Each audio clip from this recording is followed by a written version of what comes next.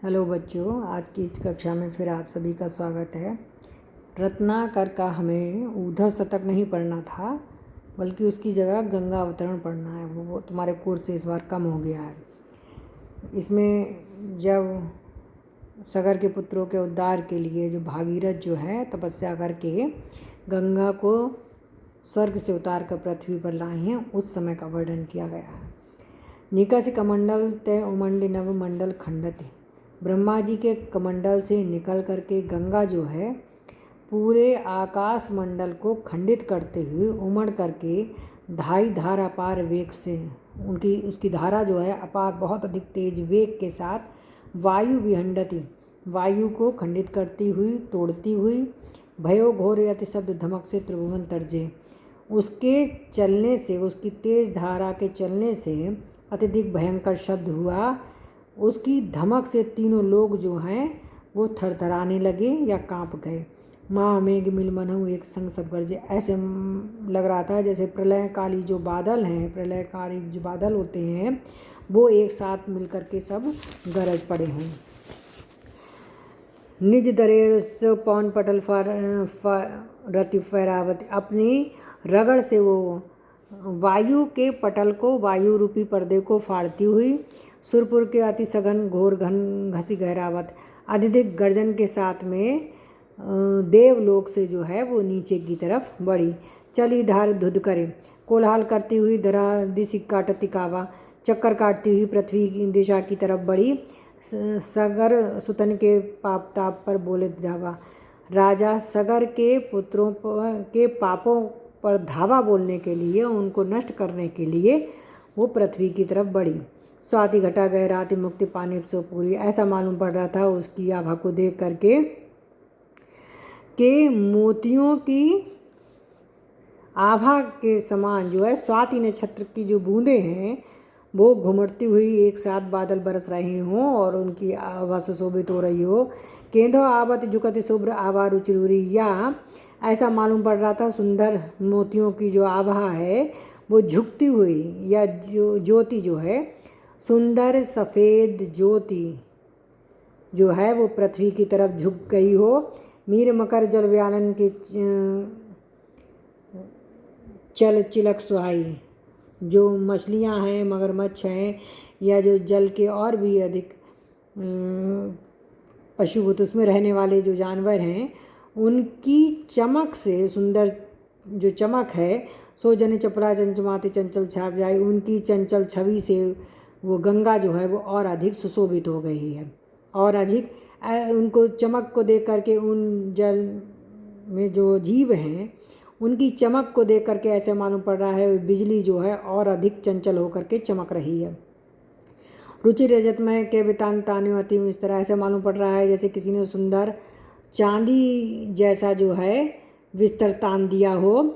झरती बूंद सो झिलमिलाती मोतिन की झालर, और उसी चंदोबे में, उसी वस्त्र में जो है मोतियों की झालर जो लगी हुई है, क्योंकि बूंदें गिरती हुई मोतियों के समान सुशोभित हो रही। ताकि नीचे राग रंग के ढंग जमाए, ऐसे उसके नीचे ऐसा मालूम पड़ रहा है जैसे गाना आदि गाने के लिए किसी ने महफिल सजा के रखी हो। सुर बनता आदि के वृंद करद आनंद बधाए, और उसी चंदोबे के नीचे देवताओं की स्त्रियों के समूह जो हैं वो आनंद गाने के लिए इकट्ठे हुए हैं।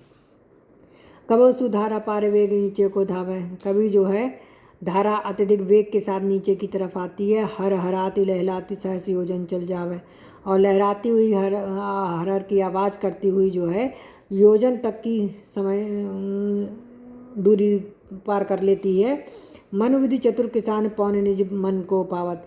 ऐसा मालूम पड़ रहा है जैसे ब्रह्मा रूपी चतुर किसान ने अपने मन के अनुसार वायु को पा करके पुण्य खेत उत्पन्न हीर की राशि सावत।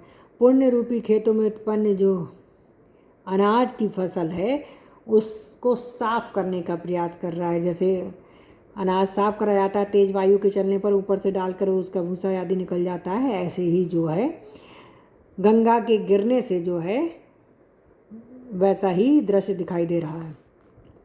यह विधि धावत धसती ढरकाती सुख देनी।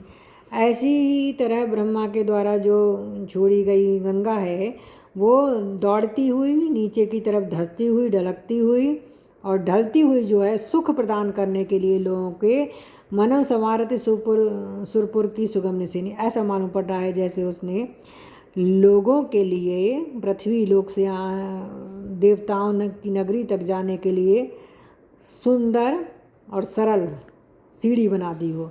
विपुल भोग बल विक्रम के योजन उंगाई, अत्यधिक वेग से, बल से, पराक्रम से और ओज से को अपने हृदय में उमगाती हुई हर हरती हर्षत, हर हर की आवाज़ करते हुए हरसती हुई शंभ सन्मुख जब आई। जब वो शिव जी के सामने आती हैं, भई थकित छवि चकित हरि रूप मनोहर, वह स्थिर हो जाती हैं शिव जी के सुंदर रूप को देख करके।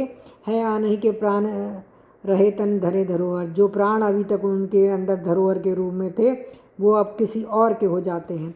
भय कोप को लोप चोप और उमगाई, उनके हृदय में जो क्रोध की भावना थी वो जो है अब लुप्त हो जाती है और उस पर उमंग आ जाती है। उनमें चित्त चिकनाई चढ़ी कड़ी सब रोष रुसाई, जो रूखापन होता है वो उनके हृदय का दूर हो जाता है और उस पर प्रेम की चिकनाई जो है स्निग्धता चढ़ जाती है। कृपा निधान सुजान समूहिए की गति जानी, कृपा के सागर शिव ने जब गंगा के हृदय की बात को जाना, उनके भाव को जाना, दियो शीश पर ठाम बाम करके मनमानी, अपनी प्रेमिका के रूप में स्वीकार करके जो है उन्हें अपने शरीर में उन्हें स्थान दिया। सकुचत ऐचत अंग, सकुचाती हुई अपने अंगों को इकट्ठा करते हुए गंगा सुख संग ले जानी, गंगा जो है सुखपूर्वक लज्जा का अनुभव करते हुए उनके पास आ जाती है। जटाजूट, जो उनकी जटाओं का समूह है, हिमकूट, उसको हिमालय पर्वत जान करके, कठिन पर्वत जान करके, सघन पर्वत जान करके वन समेट करके उसमें इकट्ठी हो जाती है। आज इतना ही।